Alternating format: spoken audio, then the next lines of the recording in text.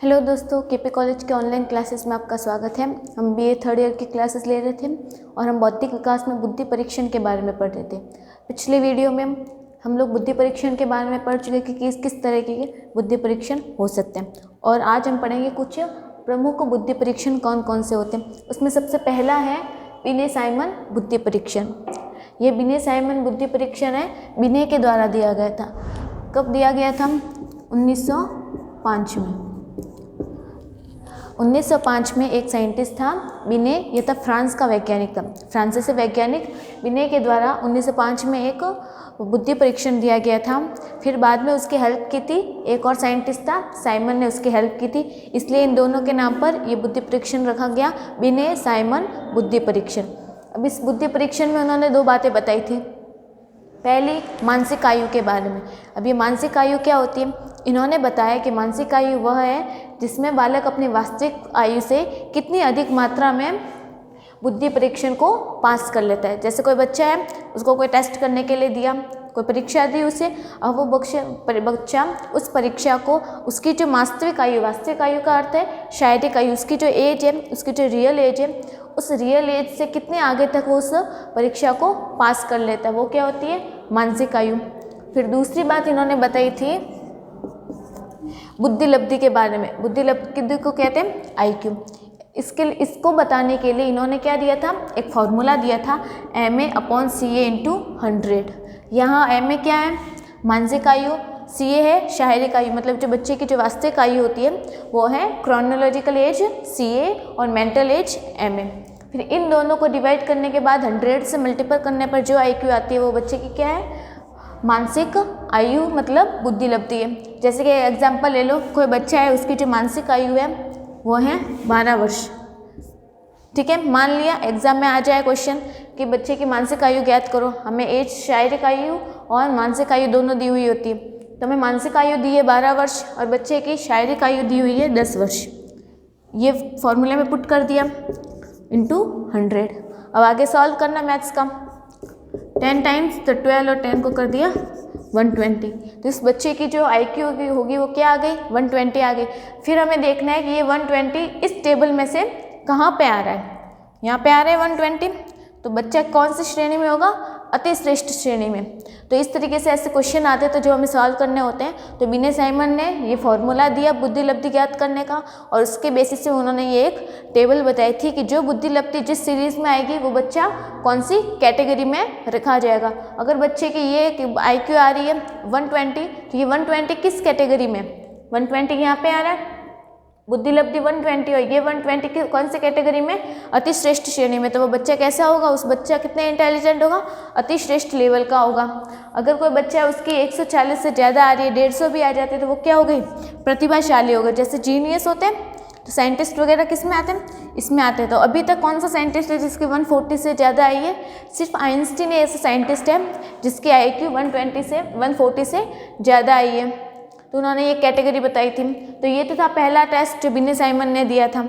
फिर उसके बाद दूसरा टेस्ट आएगा स्टैनफोर्ड बिने बुद्धि परीक्षण। फिर दूसरा टेस्ट है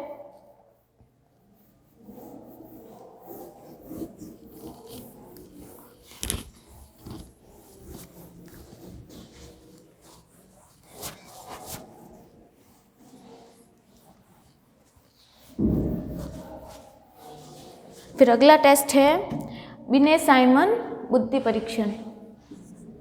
दूसरा कौन सा? स्टैनफोर्ड बिने परीक्षण।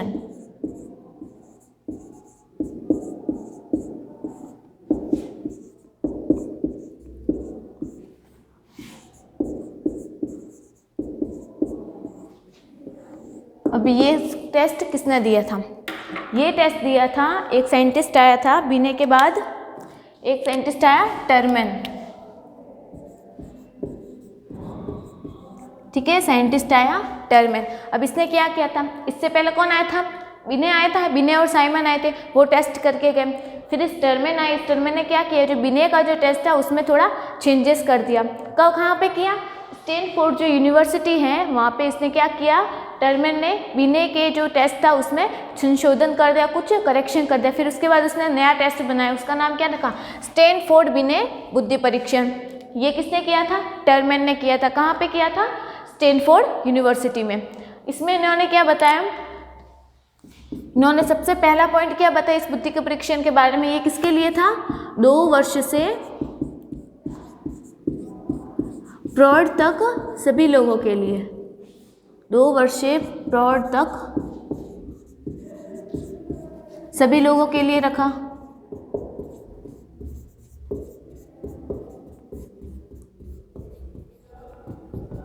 टर्मेन ने ये टेस्ट किसके लिए रखा? 2 वर्ष से लेके जो प्रौढ़ तक थे उन सभी लोगों के लिए ये टेस्ट रखा। फिर उसके बाद इन्होंने क्या बताया? फिर और उन्होंने क्या किया? इसमें इन्होंने नवीन विषयों को जोड़ा।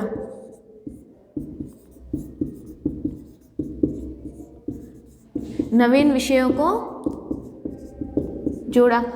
टर्मेन ने किसमें संशोधन किया था? बिने साइमन का जो टेस्ट था उसमें करेक्शन करके स्टैनफोर्ड बिने परीक्षण नया परीक्षण दे दिया। इसमें क्या किया? पुराने तो थे ही, बिने साइमन के जो भी विषय थे उसके साथ इन्होंने अपने नए विषय को भी जोड़ दिया और ये 2 वर्ष से प्रौढ़ तक सभी लोगों के लिए रखा। फिर उसके बाद इन्होंने और क्या बताया? इन्होंने तीसरा पॉइंट इसमें करेक्शन किया। 2 से 4 वर्ष तक के बालकों के लिए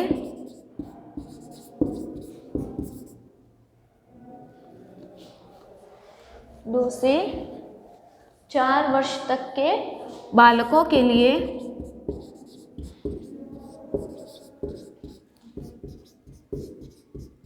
इन्होंने क्या रखा? 2 टेस्ट रखे। कौन से? ईयरली और हाफ ईयरली। जैसे स्कूल्स में होते हैं हाफ ईयरली और ईयरली। टर्मेन ने क्या रखा? यह टेस्ट 2 से 5 वर्ष 2 से प्रौढ़ तक सभी वर्गों के लिए रखा। फिर इन्होंने नए सब्जेक्ट को भी जोड़ दिया और फिर 2 से 4 वर्ष तक के जो बच्चे थे उनके लिए इन्होंने 1 साल में 2 एग्जाम रखे, अर्धवार्षिक और वार्षिक। ये सिद्धांत किसका था? ये परीक्षण टर्मेन का था। फिर इस टर्मेन की ये जो विशेषताएं थी इसके साथ साथ कुछ कमियां भी थी। तो इस टेस्ट की क्या कमियां थी? इस टेस्ट की सीमाएं सबसे पहली थी यह सभी स्कूल पूर्व बालकों की बुद्धि परीक्षणों के लिए बहुत उपयुक्त नहीं था। मतलब ये शुरू कहाँ से हो रहा था? 2 वर्ष से स्टार्ट हो रहा था। 2 वर्ष से तो मतलब 2 वर्ष से पहले के जो बालक थे, मतलब 2 वर्ष के बाद वाले बच्चे स्कूल जाना शुरू कर देते 2 से 2.5 वर्ष तक।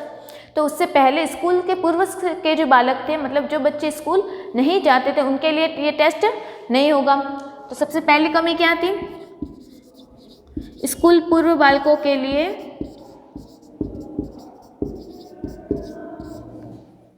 स्कूल पूर्व बालकों के लिए उपयुक्त नहीं।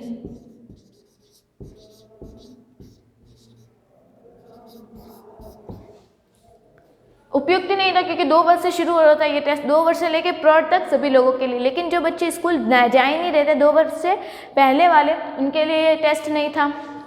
और क्या कमियां थी? फिर इसकी अगली कमी थी इस परीक्षण द्वारा एक निश्चित समय में एक ही व्यक्ति का बुद्धि परीक्षण किया जाता था। तो ये कैसा था? एक समय में अगर एक ही व्यक्ति का बुद्धि परीक्षण हो रहा है तो वो क्या कौन सा था? व्यक्तिगत बुद्धि परीक्षण था। हाँ, यह व्यक्तिगत बुद्धि परीक्षण था। यह व्यक्तिगत बुद्धि परीक्षण है। फिर इसकी अगली कमी है इस परीक्षण के लिए कुशल, योग्य, प्रशिक्षित विशेषज्ञों की आवश्यकता होती है। क्योंकि व्यक्तिगत बुद्धि परीक्षण है, एक टाइम पे सिर्फ टीचर और स्टूडेंट यही 2 लोग होते हैं। तो टीचर खुद भी इंटेलिजेंट होना चाहिए कि वो बच्चे की जो गलतियां हैं, जो इसमें जो अच्छाई है उसको पहचान सकें। तो इसके लिए क्या चाहिए? प्रशिक्षित, कुशल एवं योग्य शिक्षकों की आवश्यकता। योग्य शिक्षकों की आवश्यकता होती। ये कौन सा टेस्ट था? स्टैनफोर्ड बिने परीक्षण, जो किसने दिया था? टर्मेन ने दिया था।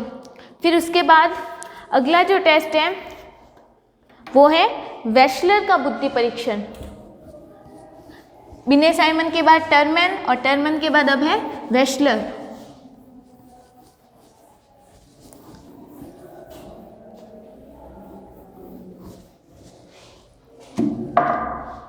तीसरा टेस्ट है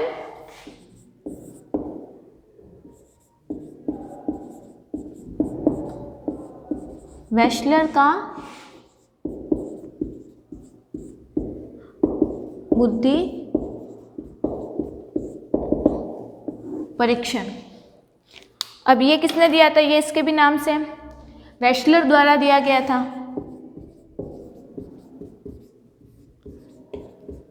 ये टेस्ट वेशलर के द्वारा दिया गया था। किनके लिए दिया गया था? 6 से 16 वर्ष के बालकों के लिए, 6 से 16 वर्ष के बालकों के लिए।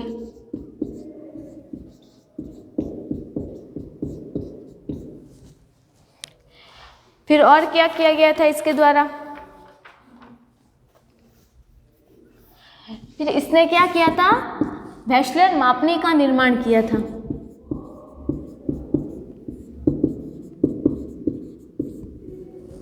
वेशलर मापनी का निर्माण। वेशलर मापनी मतलब वेशलर स्केल।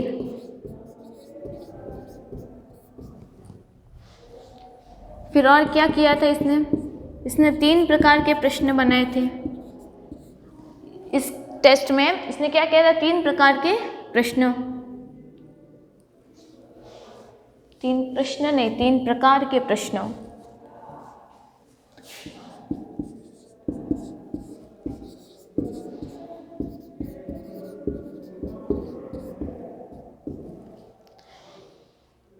ठीक है, तो ये थे 3 प्रमुख टेस्ट। सबसे पहला था बिने साइमन का टेस्ट, बिने के द्वारा, साथ में सहयोग किया था साइमन ने। फिर उसके बाद टर्मेन आया। टर्मेन ने बिने साइमन का जो टेस्ट था उसमें कुछ करेक्शन किया, संशोधन करके नया टेस्ट बनाया। और ये टेस्ट किया था उसने स्टैनफोर्ड यूनिवर्सिटी में, इसलिए उसका नाम रखा स्टैनफोर्ड बिने परीक्षण। फिर उसके बाद तीसरा साइंटिस्ट था वेशलर। वेशलर ने भी एक टेस्ट दिया, वेशलर का बुद्धि परीक्षण। यह 6 से 16 वर्ष तक के बालकों के लिए था। इसने अपनी खुद की स्केल बनाई। और फिर तीसरा पॉइंट यह किसके लिए था? इसने 3 प्रकार के प्रश्नों को उसमें जोड़ा था। फिर उसके बाद है अगला टॉपिक कि ये जो बुद्धि परीक्षण किया जा रहा है इनका महत्व क्या है, कि ये बुद्धि परीक्षण क्यों किए जाने चाहिए। तो अगली हेडिंग देखते हैं। नेक्स्ट टॉपिक है बुद्धि परीक्षणों का महत्व। कि ये जो बुद्धि परीक्षण किए गए हैं इनका रीज़न क्या है, कि ये बुद्धि परीक्षण क्यों किए जाने चाहिए, इनका कहाँ पे यूज़ होता है। तो वो देखते हैं बुद्धि परीक्षणों का महत्व।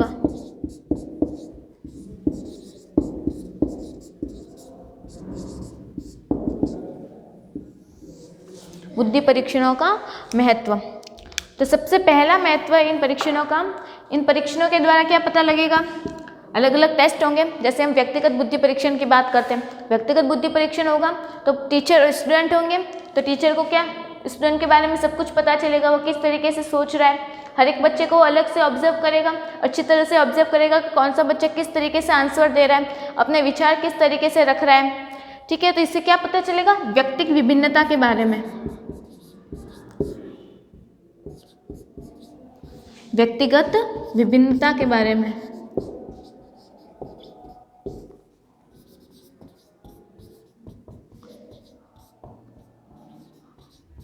व्यक्तिगत विभिन्नता के बारे में ज्ञान। हर एक बच्चा अलग अलग होता है, तो इससे हर व्यक्ति की अलग अलग विभिन्नता के बारे में पता चलेगा। फिर पता चलेगा बालक अगर कमज़ोर है या फिर वो मानसिक रूप से कमज़ोर है, मंद बुद्धि है, उसके बारे में पता चलेगा। तो मंद बुद्धि बालकों का पता लगाने में,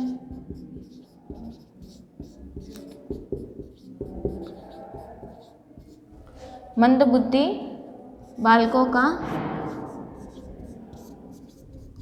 पता लगाने में।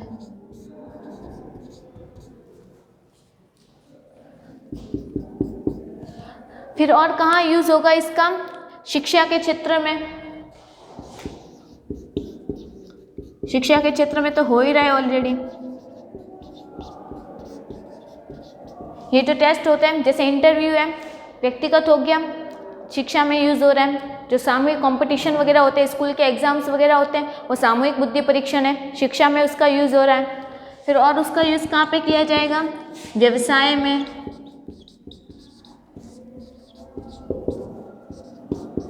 फिर और यूज़ किया जाएगा गूंगे, बहरे एवं अपाहिज बालकों का पता लगाने में।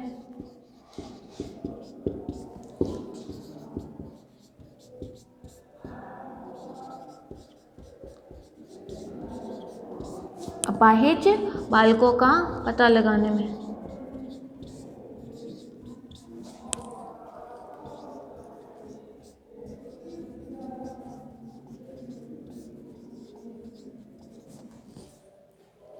तो ये क्या थे बुद्धि परीक्षणों का महत्व, कि बुद्धि परीक्षण का कहाँ पे यूज़ किया जा सकता है, बुद्धि परीक्षण के द्वारा कौन से रिजल्ट हमें मिल जाए।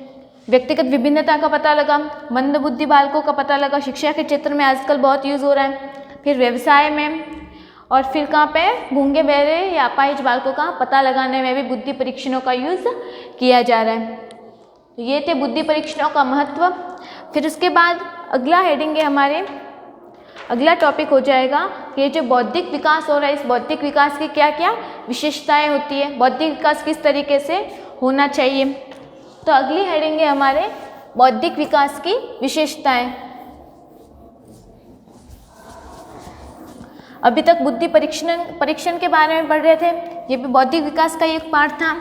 अब ये बुद्धि परीक्षण सारे कंप्लीट हो गए, अब है फिर से बौद्धिक विकास पे आ रहे हैं कि अब ये बौद्धिक विकास किस तरीके से होना चाहिए, बौद्धिक विकास की क्या विशेषता होनी चाहिए।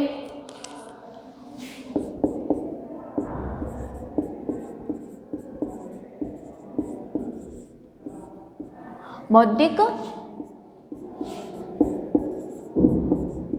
विकास की विशेषताएं, बौद्धिक विकास की विशेषताएं।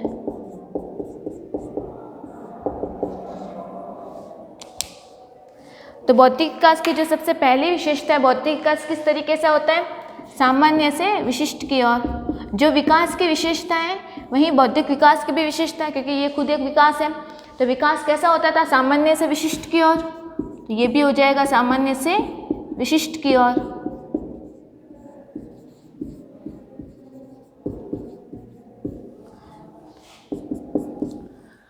फिर और क्या विशेषता होती है इसकी, अगली विशेषता होगी विकास किस पे डिपेंड करता था, वातावरण पे और वंशानुक्रम पे डिपेंड करता था। तो ये भी डिपेंड करेगा वातावरण एवं वंशानुक्रम, वातावरण एवं वंशानुक्रम का प्रभाव। अब ये कैसे, जैसे कोई बच्चा इंटेलिजेंट है, उसका बौद्धिक विकास में बुद्धि बहुत है, ठीक है, क्योंकि उसके पेरेंट्स में बुद्धि थी तो वंशानुक्रम के द्वारा उसमें आ गई।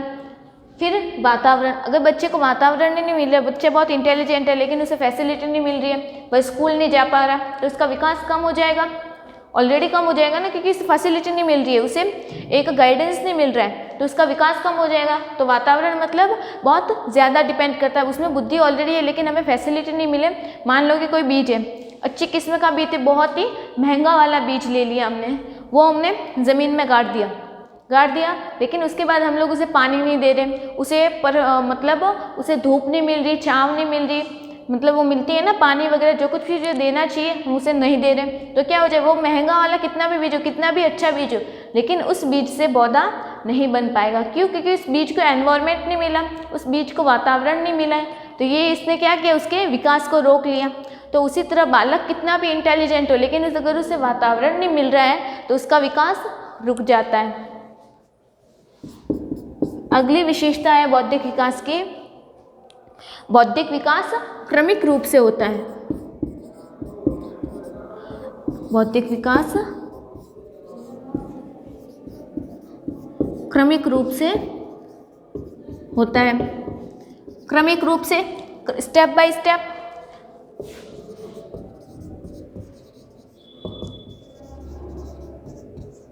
स्टेप बाय स्टेप होता है बौद्धिक विकास, स्टेप बाय स्टेप होता है। जैसे कोई छोटा बच्चा होता है, वह पहले कुछ शब्दों को बोलना सीखेगा, फिर शब्दों को जोड़ेगा, जोड़ के फिर वो वाक्य बनाएगा, फिर व्याकरण का प्रयोग करना सीखेगा, फिर वो बातचीत करना शुरू करता है। तो एक स्टेप बाय स्टेप सीखा उसने।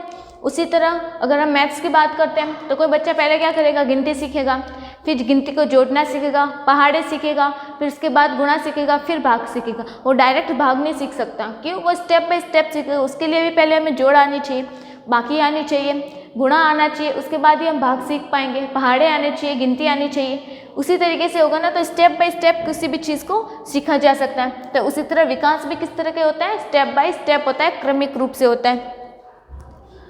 फिर इसमें क्या होता है, एक बौद्धिक विकास में व्यक्तिगत विभिन्नता होती है, व्यक्तिगत विभिन्नता होती है।